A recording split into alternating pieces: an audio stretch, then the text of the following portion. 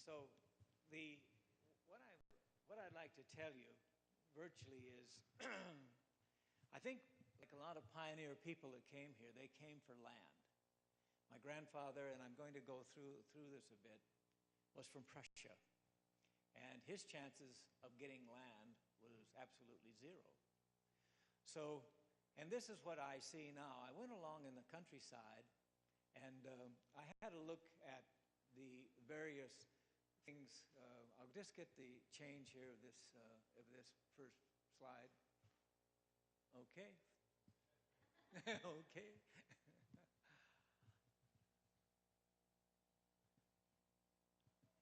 And I want to take let's see if we've got, there we go. You know, when you go along the countryside, 2 years ago I was here, and a classmate and I went around the countryside, and when I lived here many years ago, these old houses to me were just a good place to hunt pheasants. There were always pheasants around these old houses. And so I never paid much attention to them, but now, having lived overseas for 50 years and worked throughout the world, I now see these homes a lot differently. I see them as the architecture and things that there. So slide change, thanks. Let's see how that's going to work. There we go. And so you look at these and you say, I wonder what was the story behind these houses. What did they really represent? And how big were the families? And they also had little houses. And and even little houses with architecture, when you look at the nice little window here, you know. So some imagination in the houses, okay? And of course there were the schools, the rural schools, and you would see in those times children in the yard and horses tied up or ponies tied up going to the rural school. But now, of course, these days are kind of drawing to these are all shut up. None of them are working anymore. And there would have been music in these schools, and now, of course, they're abandoned. However, you know, as we go around and look at these various buildings and barns, there is a statement about our history, you know, and how we came here. There was a house, and then there was a barn for our livestock, and you can see now these are slowly in disrepair. And you find that the houses, and you ask yourself, how were these families? Did they stay on the land? What happened to them? Was disease affect them, or did the children, maybe they left and went away to other communities? Even they could have gone to Dakota Wesleyan University. That was founded in 1885. So there are many types of homes. And when you see a home like this, you know, 2-story, lots of children, and again you wonder, what was the story behind this house? And I'm always interested now, did these people achieve their dreams? Did they come here for religious freedom from Norway, Denmark, Sweden, Germany? So there was lots of history here. And the various architecture. And when I've traveled through Norway, Sweden, and Denmark, I've seen these same homes. And I've seen the architecture and how they built them and the slant roofs. And I said, look, I've seen those same houses in South Dakota, you know. So they brought that architecture with them. And we see that all of these things, these barns and things, are a memory. Now, the sad part about it is that in another 10 years or so, these places aren't going to be here anymore. They're going to be falling down, or they're going to take the lumber, and again, the history is gone. And this is why I wanted to record this for the Historic Society, because they need to look at these farms and places, and they need to see where our ancestors came from. So as these barns, not only are they old and decrepit, but also sometimes when you have a look inside them, you see fantastic things. Here's this old wagon for corn, and then in the corner here is a round trough, horse trough made out of wood and banded together. So there are some really very nice relics in these buildings. So as I've gone along, I've tried to look at the architecture, but the stories fascinated me. How did these people survive the 20s, the grasshoppers, and the drought? How did they survive the Depression, which started in August 29 and then hit with the fall of Wall Street in October 1929? So the homes, did they survive? Did the people survive? Or did they lose those homes to the banks? And then they have to start and their dreams are ruined. But today we still have these relics, and the thing is the farms, and we look at them, but we should see them in a different light. The fact is that, you know, they are, and you can see a lot of these things are so deteriorating now that the roofs are all gone, and they'll quickly diminish. Thank you. So I have tried to capture some of these around and here between here and Mount Vernon and Plankton and White Lake. And the questions are always, did these families survive? How did they go? I don't know really how they went, but the fact is that they all have a story. This sold store would have sold everything. You know, you had one store. You didn't have the Walmarts and the Kmarts and everything. He sold everything, hardware, food, the lot. So, and the barns that they're with them, and they are quite interesting from that point of view. So even the inside of the houses now, here they were decorated. Here's the wallpaper. They have a bit of light fixtures. The whole thing now, they're just slowly fading away. So we look at this, and I'd like to capture that as moments in the history of South Dakota before, in fact, they are lost, you know, forever. Here's the water pump, you know, and this was the water, where you got a bucket of water, you brought it into the house. There was no indoor plumbing. So the fact is, and I can remember as a kid going out to one of our relatives' farm, and you pumped that hard, then you ran around quickly, got your hands underneath it, and the water tastes terrible. Absolutely terrible. It was full of iron. You could hardly drink it. But they got used to it. They drank it. So there are so many memories associated with these places, the lots, the feedlots, the things like that. So, and often all you see now are the windmill stands, because they were a bit of galvanized iron, they were in concrete, and they were left behind. So these I want to put you into the frame of mind, what these people came out to South Dakota, and they started. Some of the buildings, this is all that it's left. Just the foundations, the stone foundations. And here, this is a car sitting there. Now this is about a 1926 Ford Coupe. Can you imagine this fellow buying this car in 1926? He would have been the envy of his neighbors driving around in this car.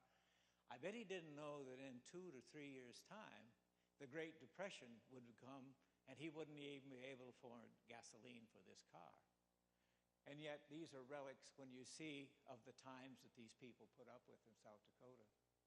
And again, the houses and the people. I wonder often if these families ever had anything recorded about their struggles. But the only thing is now I know quite a bit about my grandfather's home. Because he actually died before I was born. He died in 1934 at the age of 90. And he had one of these homes just south of here on Enemy Creek. And when he came out here, he pioneered here, and he registered his land in March of 1879. Now, as you know, Mitchell wasn't really started until 1880. It was still at Firestill in 79. They moved the buildings up in the winter of 1979. So he came out early and pegged his land. Even the railway wasn't here. The railway had only reached Marion by this time, so somehow he came with horse and buggy, went across the prairie, and staked out this land south of Mitchell, about 2 miles south of Mitchell. So I'll just finish up with some of these slides, but I think it's just the point that I wanted to make. These are the reality of the life in South Dakota. And here, even this house I was captured by, it even had a bit of a chandelier, which I thought, well, that's quite good, really. Okay, so just another couple of images, and then we'll go to the talk. And a couple more. And there's plenty of these barns, and you can see the condition of these barns. They're really on their last legs. Okay. Go ahead. Yeah. It works a little better. It could be a little bit faster when I. Okay. Thank you.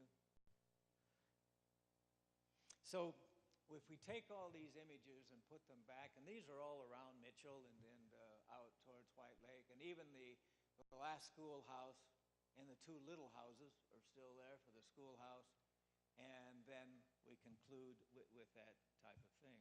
All right, next slide, thanks. Can you hear me all right? Okay, so this is really about William Christian Riggert, and he homesteaded in rural land in 1879. And I'd like to thank my sister, because my sister worked on this with me for 20 years to find out this information. And one of the great advantages I had is that my mother, Charlotte Riggert, lived to 96 years old. She was born on the 6th of November, 1900, at north of Puckwana in Brule County on the Crow Creek Indian Reservation. And at 96, she had full faculty. So I often sat and had coffee with her and wrote down notes and things like that about what she saw and what she had recorded and what she knew about the early church. So this is William Christian Riggert, and this is his birth date, 1844 and 1934. Okay. So I want you to read this. I can't read this very well now, but this is how we came about. I had no idea of the heritage linkage to my grandfather. To me, living here in high school, my grandfather was a farmer. Had no background. I was interested in, of course, pheasant hunting and crappie fishing in Lake Mitchell and thing, and I never asked a question about my family. Now here, I want to show you where he came from. This is Hanover in Germany, right down here. And 53 miles, kind of northeast of Hanover, is the county Utzen, and this is going to be this Farm 3, and this is the Lutheran Church at Gradu. And up here at Bad Beason is Dr. Frederick Riggert, and he had studied the Riggert family, and he found that on this farm, right here, farm number 3, the Riggerts had been on that farm since 1342. We go back 22 generations with direct linkage, with no break in that linkage. Okay. So here he writes in there, this is the first land transaction there in 1342 and 1346. And if you can read that, it talks about how the church was the focus of land transactions, because the church and the ministers and the church elders would stamp documents and land was passed. There were no courthouses or anything like that. So the church acted as the purveyor of titles, okay? So we talk here about the abbey and that type of thing. Now the great point of this type of thing, the land was actually transferred in October 1342, okay? Now, if you look at this here, this is my great-grandfather, and this is an interesting date here, in the 13th. He died on the 13th of September, 1869. His wife was Dorothy Teege, and they had 4 children, okay? And here's the linkage I want to show, and this is what's quite startled me, because you take for granted that people who pioneered here. Can you all hear me? I kind of go like that. Can you hear me all right? If anybody doesn't hear, just wave hand. But you see, you don't know these linkages and things, and you really think when people pioneered here, they had no background, you know, that they didn't really have any history. But nothing could be further from the truth. And this is the linkage on these farms in Germany, starting at 1343, right on that same farm. But what happened, as they peeled off, they produced 14 other farms. And so this was his linkage that he left and when he came to America. Okay. So this is the way that it worked down through the family, great-grandfathers, and Heinrich, and you'll see this name Riggers up here often, down through William Christian Riggert, my father, and myself, down the 6 generations of 22 generations. Okay. Now, I don't want to labor this, but I think really the amazing thing about it was that this is one of the oldest families in this community. And the amazing thing about it is that in 1342, the plague had come through Europe, and between 77 and 200 million people died. It had killed many people. It had killed a quarter of all the people in Europe, and yet this family survived. And it was amazing because mainly farmers survived the plague, where people that lived in cities had a much more difficult time surviving. Okay. Now, the thing I found was that, in fact, they had a crest in the Riggert family. And, go ahead. And the crest read that, oops, sorry, it didn't work out. The crest read on the side that, "My word is my bond." And that was the Riggert kind of crest that they flew. Now, again, I had no idea that this went back to those times. So I want to explain to you, go ahead, what the problem really was. That Prussia was a federation of some 25 separate states, and they were formed into these duchies. And a duchy is a land area that is controlled by a duke or dukes. And so you have to remember that the English monarchy came from Hanover. And so many of the terms that the Prussians used were associated with the nobility. But what was the problem was that a lot of these different towns, they had different German dialects, they spoke differently, they had different laws, and the problem soon came that Prussia, which was the most powerful, started to unite Germany. Okay. So what happened here, you can go through these, and these are a series of wars that were taking place in the 1800s. They invaded Russia, they invaded Denmark, they had civil wars in Prague, they had the Danish-German war, and when you look at the numbers killed, they're massive wars, and every young man that was being conscripted, and they took farmers and tradesmen. They were the people that they sought for the military. So when you got to be 20 years old and you were on a farm, you were in the military. And the Franco-Prussian War is what they killed 24,000 people, captured 146,000. There were 47,000 civilian casualties, and Prussia had 12,000 dead. Now, what I wanted to show that set the scene. That set the scene for the German migration to America, because of the upheaval that was going on when Germany was being united in Prussia. Okay, go ahead.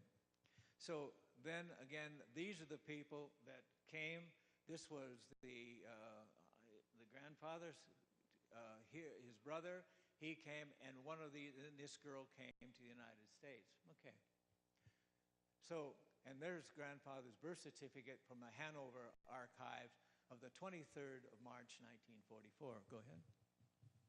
So, he came on the ship at 23 years old. He came out of Hamburg. He was on the ship Germania, and they sailed for America. He came on his own, and he left. There is a ship Germania that he came on, and they went to the lower Manhattan. And go ahead. And this is the ship's passenger list, and on that shows him at 23. Oh, got the wrong one. Here we go.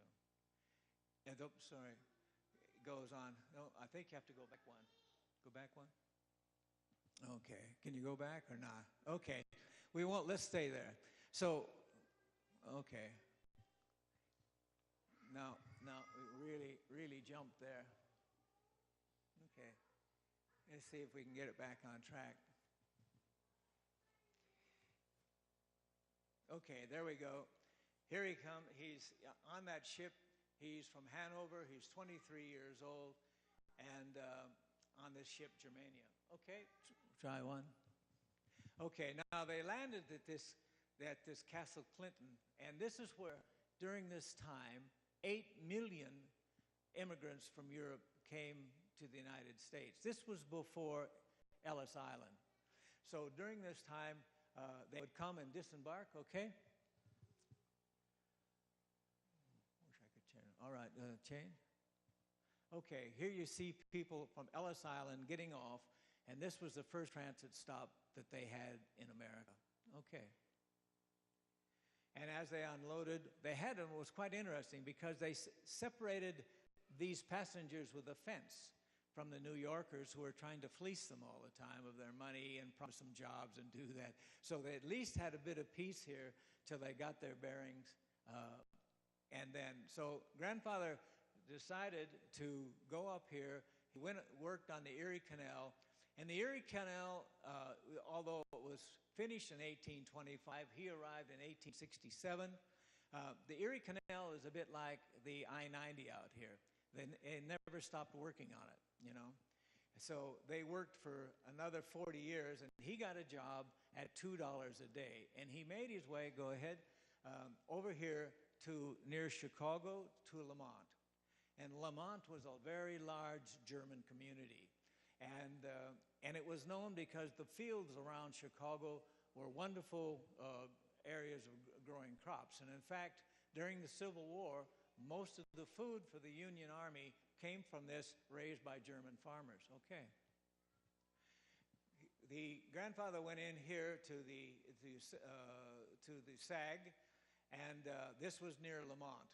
And Lamont had quarries. They were limestone quarries, and the German immigrants came in here and started quarrying in these. These are the lakes left by the quarrying, and they also had the Illinois-Michigan Canal that took the barges out with the limestone blocks out into Lake Michigan, up to Chicago and other places. So it was a very prosperous area. He opened a butcher shop, and he ran that butcher shop for 11 years. Okay. So, and I started looking at this in 1989. I didn't know where to start, but I knew that he had great connections with the Lutheran Church. So I wrote a letter to Zion Lutheran Church, St. Matthew's, in Lamont, Illinois. And I said to the people, was there ever a William Christian Riggert in this church?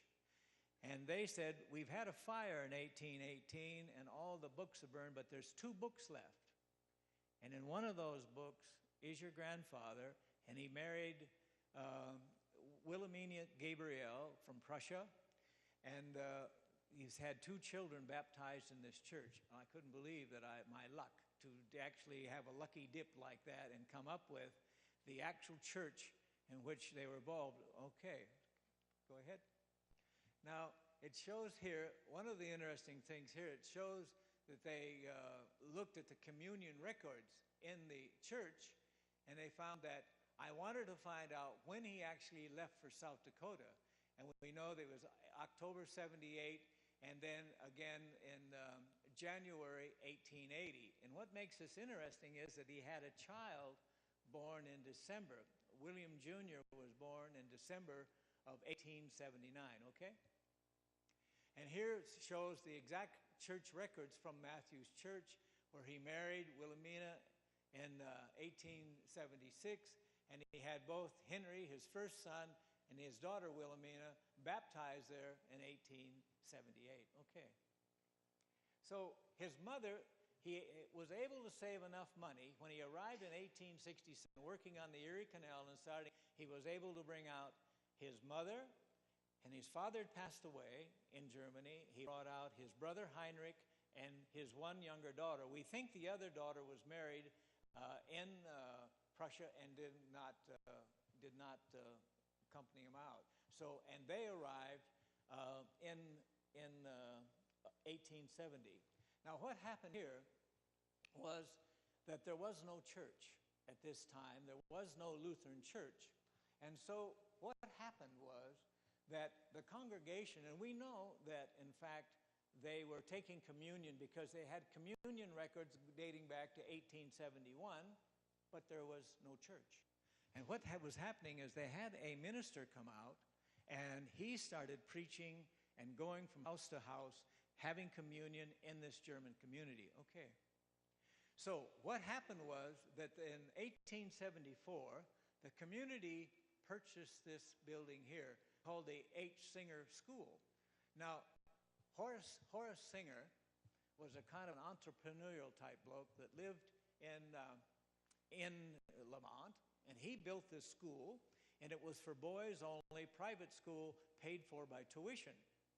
But in the 1860s, he left, went to California at the end of the gold rush, made quite a bit of money, came back and bought equipment and started mining limestone at Sag. And the school was no longer in use. So the church bought it, and they picked it up and they moved it to here. So this was the first Zion Lutheran Church in Lamont. This building here was the church that was actually built after 1880 when their first church burnt down. The school's still standing. Now, that's important that they actually bought this school and moved it onto the site. Thank you. So this Reverend Barth started out and came to, in 1869, he came to Lamont as a kind of traveling minister. And he would go from home to home, living in the various homes, and they started to get this German community together and to form their first church. And he was then, there was a Reverend Quell and following another minister, and slowly they got a large enough congregation. Go ahead. And then they started here. Now, we know for a fact that they were having the communion in the homes because the record showed that their communion was in 1871, 1875. So, and then they got their proper church. And so all the time that Heinrich Riggert, his mother, were taking communion there. So those communion records were very helpful in us tracing the family, okay? So one of the interesting things about South Dakota is when you read about people coming out here, these are some of the events, you know. They found gold near Custer, South Dakota. Then it went to Deadwood. We know that story. And we know then that there was Custer's Last Stand and Wild Bill Hickok. But the great thing that was attracting people was there was free land, and the railways had now come into Dakota territory, and the land boom had started. Now, you'd think those things of finding gold, Custer's Last Stand, all those types, they made the papers in Chicago, they made the papers in the eastern states, and in fact, they were drawing people out here. That kind of western pioneering frontier was kind of like a moth to a flame. A lot of people out here. And the big thing, of course, was that you could actually have free land, that the railways were now pushing out into Dakota, and it meant that you could actually sell your crops and move them on. Okay. So here's the first land registration he had was in March 1879. Okay. And then, yeah, there's the date in which we went back and searched all the land records. So March 27th, 1879, he took this land up south of Mitchell. So, go ahead. And then the same, you could get land here in three ways. You could get land by timber culture. That meant that you could have 160 acres. If you planted 10 acres of timber, then you were allowed to get 160 acres free. The second way you could get land was by preemption. You could buy land at $1.25 an acre. And the third way that you could get land was the Homestead Act. And if you lived on it for 6 months, and then you could file to have 160 acres. So it was possible then that to get 3/4 sections or 3/4 of a section, and a lot of the pioneers did that. Okay. And so here, but you had to become a U.S. citizen, and this shows here that he was granted citizenship, and then he took up his land. Go ahead. So he picked up land by timber culture, land sale, and trees, and here at Enemy Creek. Go ahead. Now, here I think is the Homestead Act, the file that he was able to get this land in the three ways, okay? And it was registered here in the courthouse books of the time in May 1880. Go ahead. Good. So this was the land that he acquired. Go ahead. There's William Riggert, his brother Heinrich, and right up here would be I-90. So it's about 2 miles, the 2.5 miles south of I-90, okay? The census is interesting that we had a look at. Go ahead. And the original one we had a hard time reading, so we had it deciphered. And this is what it said, that he took up land on Enemy Creek. And Enemy Creek got its name from a war between the Shawnee and the Sioux and the Pawnee. They had a fight there in 1860, and that's how that creek got its name. He went down and got his lumber to build his house from Bon Homme. He took a wagon down there. Now, Bon Homme, in the river flats down there on Bon Homme Island, there was about 4,000 acres of timber. And some men got in there in 1874. Bradwell was their name, William Bradwell, and they started a lumber business. And people from Mitchell and Marion went to Bon Homme to get supplies because there was little timber here except for that along the Jim River. Okay. So the interesting thing is now he had a Canadian carpenter. He built a home, a two-story home, and a lot of the people settling here were still in kind of sod houses or sod shanties. A sod shanty was a dugout sod house that had timber with it, half and half timber and half sod shanty. But grandfather had a wooden home. He had his business for 12 years. He came with some money to do that. And the real thing that happened now, the first trains that came into Mitchell were in the first 2 weeks of 1880 in October. October, the first 2 weeks. This snowstorm hit on the 15th of October in 1880. Now, it was extremely severe storm, and the pioneers reckoned it was the worst of all storms. So what happened, the snow was banked up to 10 feet deep, 4 and 5 feet drifts. Mitchell was cut off from the outside world. The thaw after that, the snow didn't leave till the 26th of April, 1881. Young William, who he brought out, died from the cold in that home. I asked my mother about that, and she said, yes, he died. He died of gangrene in his joints of his arms and his legs because they couldn't keep him warm. There was no fuel. And can you imagine, here's my grandfather, came out from Germany at 23 years old. He's fought his way up through this thing, got money, came out here, brought his new family out to Dakota, built a good home, and all at once he sees the cold has killed his first child. It must have been a tragic thing for him because there was no kerosene here. There was limited food. The railways let them take every other tie out of the railway to take home and chop up for wood. But in the afternoons, when the sun went down about 4:30, 5 o'clock in the winter, they sat in the dark till the morning with no heat. It must have been a really, really tough existence for those first farmers that came, okay? So here he's buried at the Mitchell Cemetery, and you see on this headstone here that, and he's born in 1879 and died in 1880, which will then one of the first deaths in the new Davison County. So I think that shattered him a great deal. And I think although he was a very religious person, I think what I understand from my mother that he really was shattered by this experience, okay? So in 1883, this was in the paper here. The Weekly Capital was the first newspaper, and this is what he had on his farm. And I think a lot of times these journalists kind of put a bit of mayonnaise on their stories to make it feel a bit better to everybody coming out. Because I picked up this thing here. If he came in 1879, and he talks about here how many shade trees, he's got 25 apple and cherry trees, mostly bearing fruit. Well, that was pretty fast-growing cherry trees and apple trees. 3 years in Dakota, I don't think so. So, but anyway, this is what his farm was, and he had got a start here, and go ahead.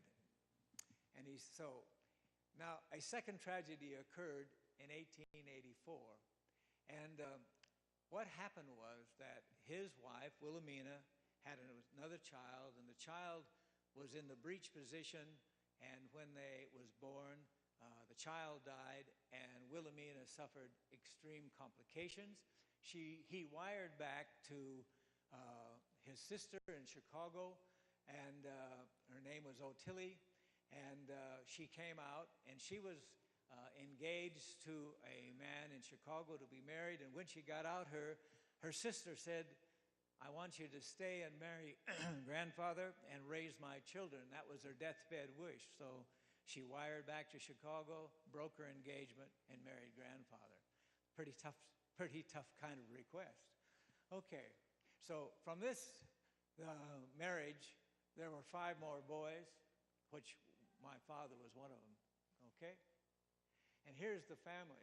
So this is the Riggert boys, grandfather, the Ottilie, and this is my father here, and his brother Herman, and they would finally have a business here in Mitchell. They would have a barbershop. So that was the Riggert family. Probably my father looks about 12 or something, or 14, so he was born in 1892, so he was probably, I think that's about his age. Thanks now. So, and these were the children of both those marriages that I put together for the Historic Society. So this is my father, and this is from Ottilie, and this is the children, and of course William Jr. died. Okay? Now, what happened was, I think the experience of losing his child and losing his wife and not having a church weighed heavily on him. So what he did, he wrote to the Lutheran church at Lamont, and he asked them if they would send out a minister that would live with them and become a moving minister.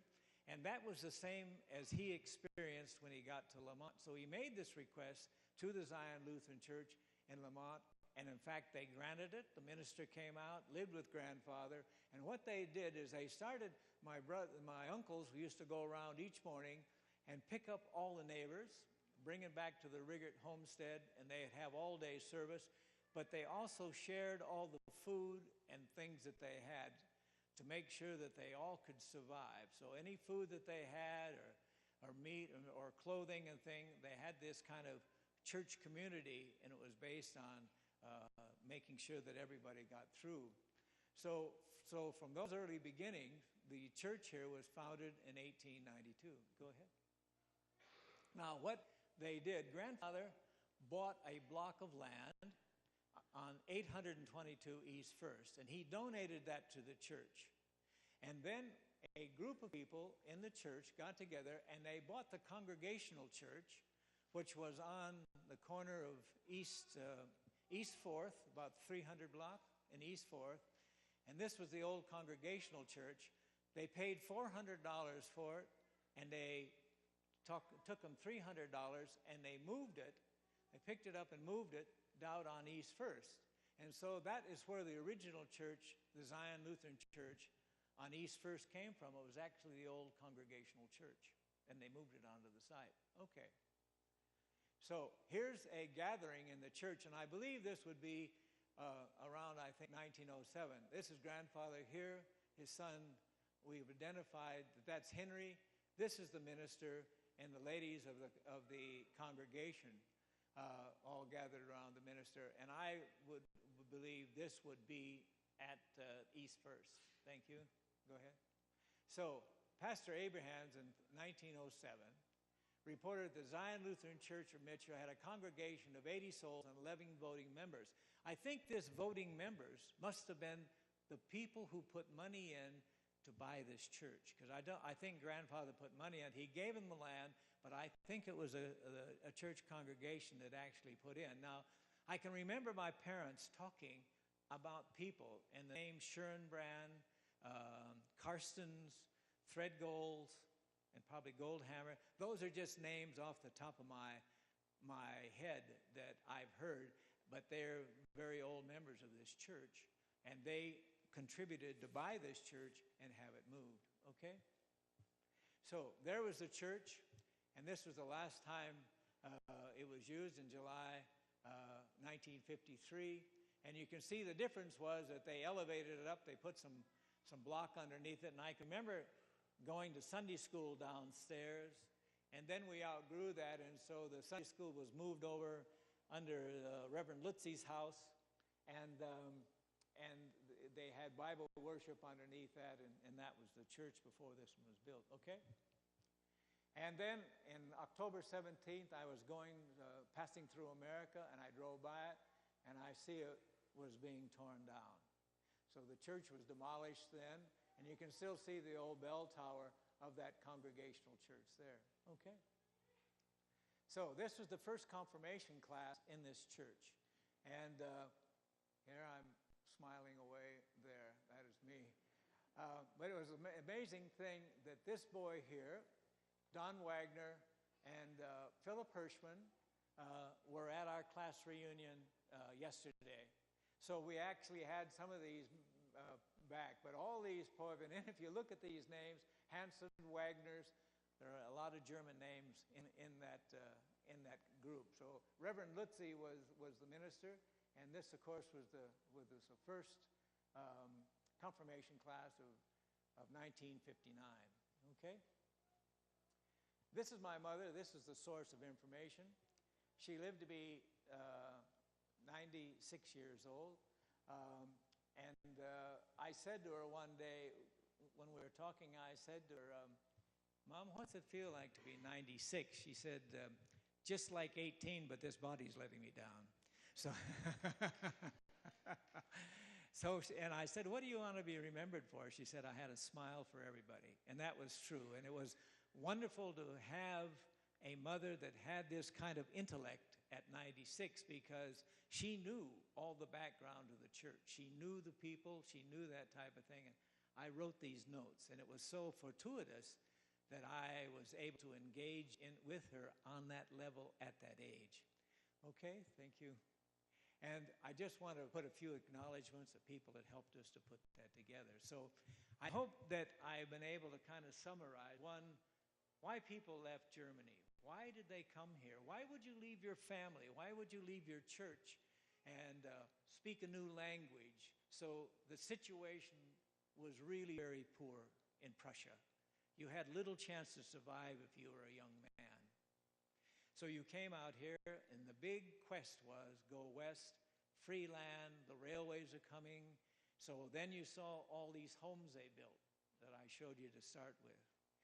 And they brought their architecture with them. They built these big family homes. They had this dream that they could have their religion, they could have freedom, they could have free land. That was the magnet that brought them to America. And so our communities were based on these dreams of these people. And I think we should never forget where our forefathers came with. And I never knew anything about this man until I spent 20 years tracing him down. And it was really worth the journey, because I have a great appreciation now of just what a staunch person he was, to lose his son, to lose his wife, and pioneer here in Dakota. Thanks very much.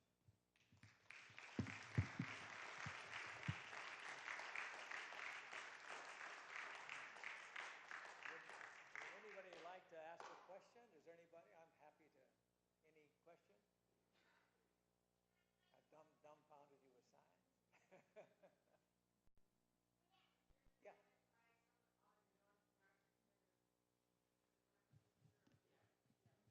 Yeah, I gave that to the church some years ago. Yeah, it was a very big congregation. As I said, they developed this Lutheran community, and they looked after each other very well. And I think that was the big, focal thing. Yeah. So those pictures were in our home with a lot of these other pictures that I was able to, to keep. And I thought the best place to put those was in the church. Yeah.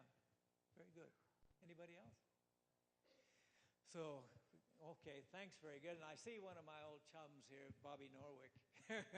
Bobby and I and my brother grew up together. So it's nice to see a familiar face. I guess I'm getting not that old, anyway. I left Mitchell in 1958. Then I went to the University of Montana. And after graduating, another fellow and I decided to go to Australia in a mad moment at university. And we said, oh, well, let's go to Australia. I said, well, why not, you know? And then I can remember going under the Golden Gate Bridge in January 1963. I graduated from university in June 62. And remember going under the Golden Gate Bridge, first time I'd seen the ocean, and thinking, what have I done? You know, what have I got myself into this time? And we were going to go for 2 years and never came back, you know, never came back to live. So I've been in there 50 years, but my companies, I have environmental consulting companies, and we worked all over the world. So I always like coming back to Mitchell, though, because it's like this church. I go to the cemeteries to see most of the Riggerts now. But it's always a good feeling to come back to Mitchell because it's so familiar to me. So it's never really left my soul. You know, it's part of me, and it kind of makes me, you see, I've lived my entire life working in foreign countries with people that I have no childhood background. And when I came to a reunion and I see the kids I grew up with, it's very psychologically stabling, you know, to say, yes, this is my roots, this is where I came from. Yeah. It's very, very powerful, you know. Okay, anybody else? Now I'm going to, yes, go ahead. Talk about the roots that you in Australia, the Lutheran heritage. Is there a Lutheran heritage there? Yes, there are some Lutheran churches there, yes, quite a few, particularly in South Australia, in Adelaide, because a big German community went there and they set the wine growing up in that area. So they were the first Lutheran churches there. I was one in Perth, and there are in Sydney and Melbourne, but really started in Adelaide in South Australia at the very bottom, yeah. And a big German community. One was Handorf, you know, where the winemakers are, yeah. So that's and Tasmania. Tasmania had Lutherans, and they were also farmers, yeah. Okay. Anybody else? Sorry? Well, yeah, I'm going to leave a CD and a memory stick here for the church. Yeah, I'm going to put. I'm publishing a book of all my years away, and the name of the book is "Someday I'll Come Home." So maybe this is it. So, and I've written the book, and I have to rewrite it a bit, but it's all been done once. So, and I wrote it for my 2 children to give them some idea of all the places we worked in the world. Yeah. Okay. Anybody else? Well, it's nice to be back anyway. Thank you for coming, and I hope that I was able to depart some information to you, and I really enjoyed it. Okay. Thank you.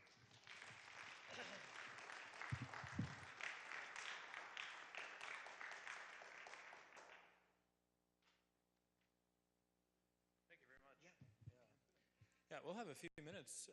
The kids will be coming up from Sunday school at 11:45 in about 8 minutes. So we'll just sit tight, I guess, until then, for the closing.